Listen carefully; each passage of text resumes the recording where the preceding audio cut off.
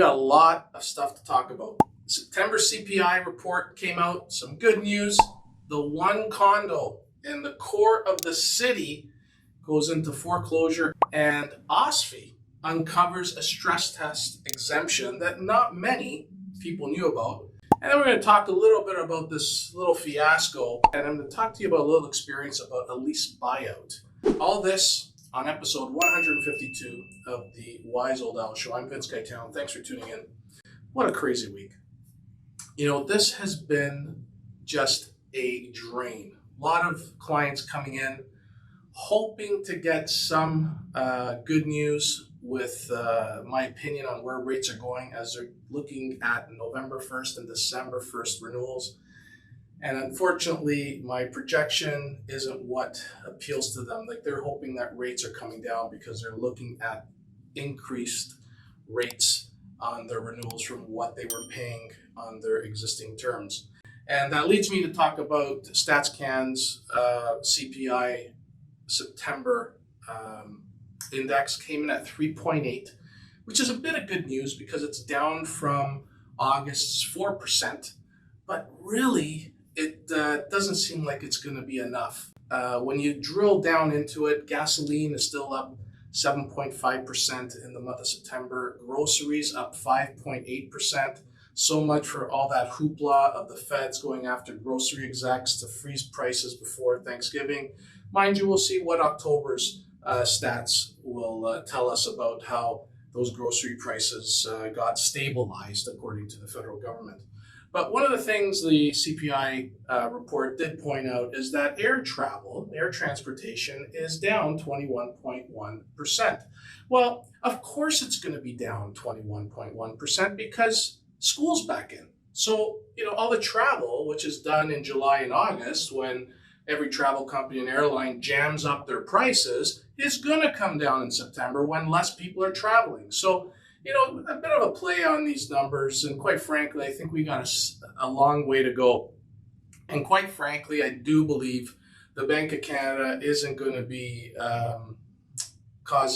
thinking about reducing rates anytime soon. I think we're in for longer, rates higher for longer. It's going to be a trend that people are not going to like.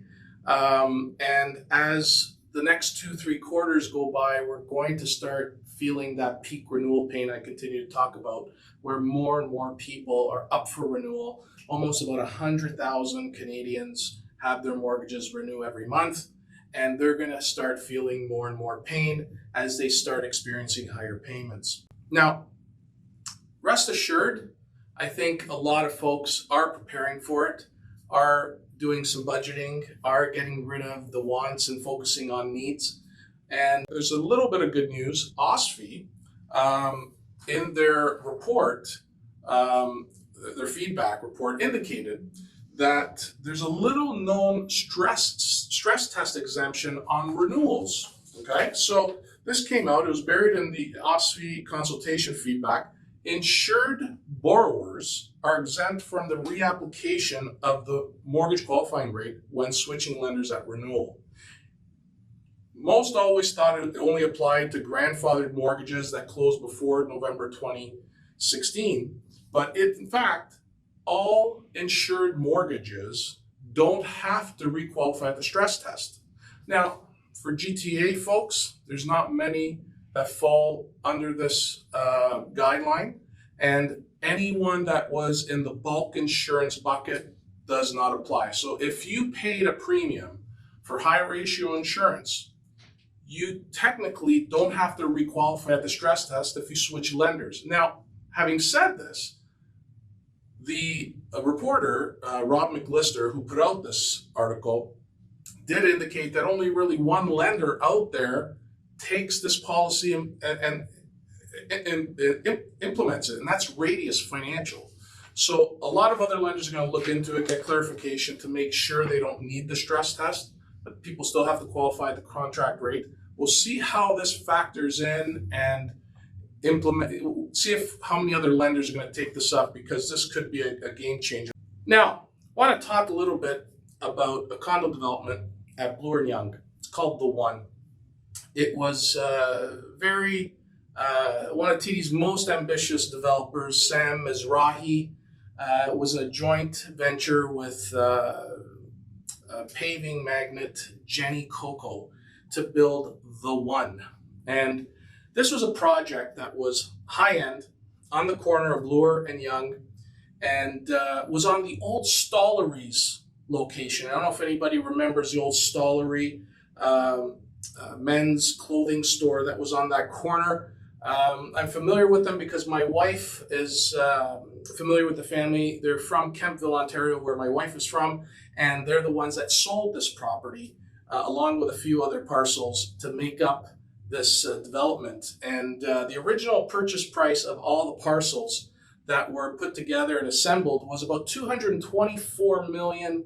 I think it was $224,500,000 for all the parcels to make up this project. And a few international banks, one in, I think there's a Chinese bank, a Taiwanese bank, and a few others, lent $1.6 billion.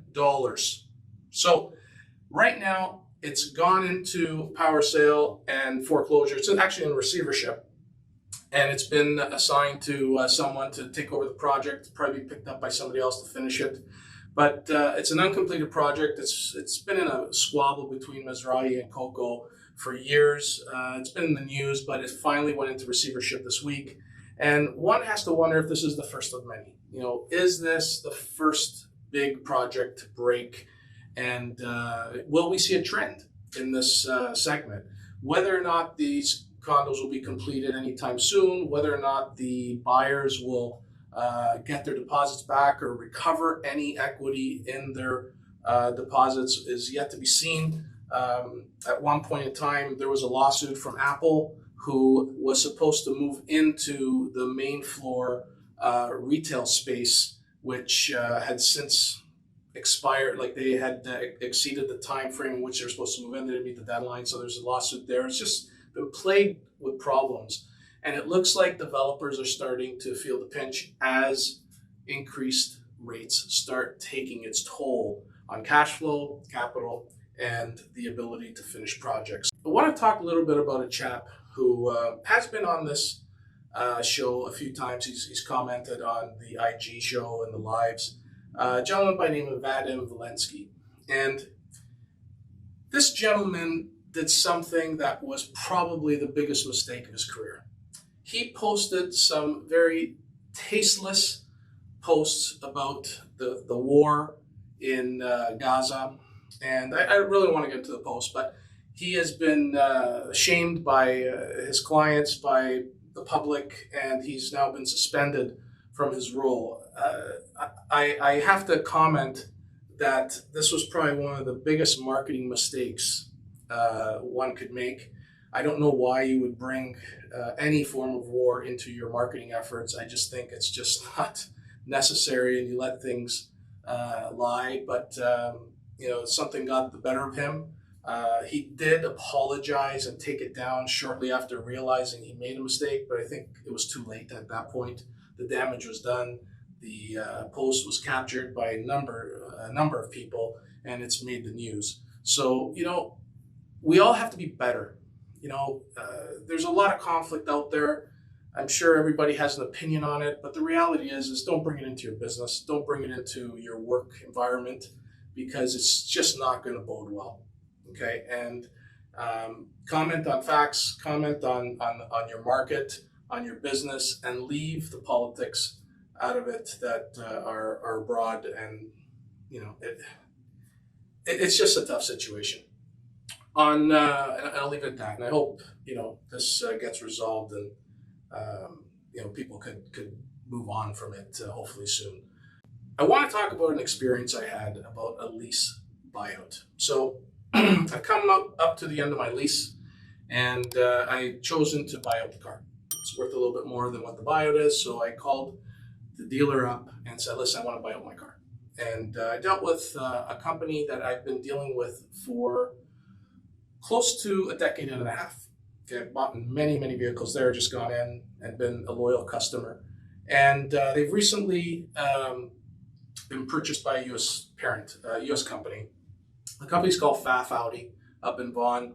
And in contacting them, they told me that there was a couple fees associated with the buyout. And I looked at my contract, and there was a $500 Audi Canada fee, some OMVIC fees, $10, $15 here and there. And then they had this additional fee from the dealer of $1,500.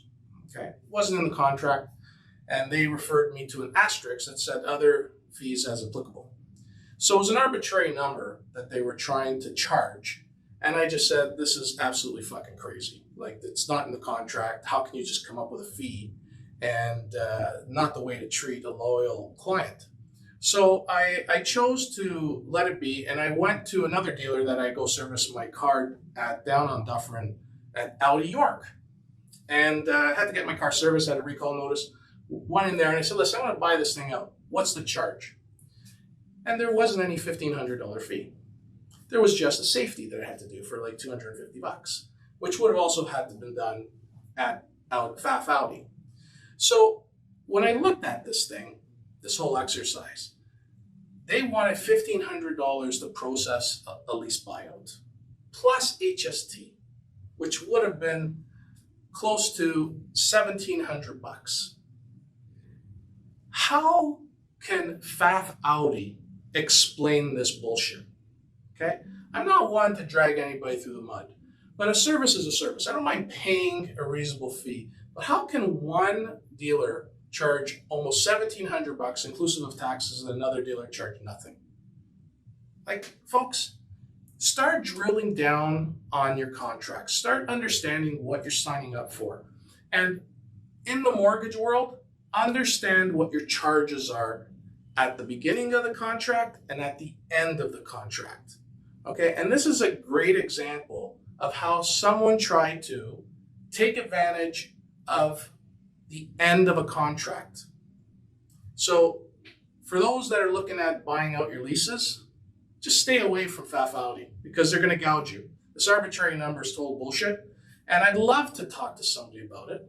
I'd love to invite someone to come on the show and discuss what exactly is the value of getting some paperwork signed and earning $1,700 in this economic environment. So we'll leave it at that. Used Porsche Tracker. Last week, we had a high of 1,311 used Porsches for sale within 100 kilometers of where I sit at Dufferin Orphis. For those of you that don't know, I track all used Porsches for sale on Auto Trader as a data point to kind of get an idea of where we stand on toys. I just use Porsches as a data point. As I've said many times, it's just a way of trying to figure out where things are in the cash flow game and people trying to get rid of unnecessary expenses. And I think Porsches are unnecessary vehicles for those that are just looking for enjoyment. Well, it dropped back down to regular levels. And this week we sit at 1,262. So 2 weeks ago we were at 1,261. We're now back at that level at 1,262. And maybe last week was just a Thanksgiving, let me get rid of this thing. Seeing that everybody at the dinner table was questioning, some budgeting activities and maybe getting rid of some stuff. So some folks got some deals on some Porsches last week, and we're back to normal levels that we've seen over the last month or so. The bond market went up again. We saw some spikes to the 5-year Canada bond. It's now sitting at 434, dropped down to that 420 level last week, hoping to see a trend moving downwards, but it popped back up 14 basis points this week, and we're probably looking at the Bank of Canada either pausing or postponing any type of hike until maybe the December meeting. I'm hopeful of that, but we are going to see a Bank of Canada meeting on October 25th, and we'll see where that lands. But the reality is the trend is not our friend. We will probably be seeing higher rates for longer.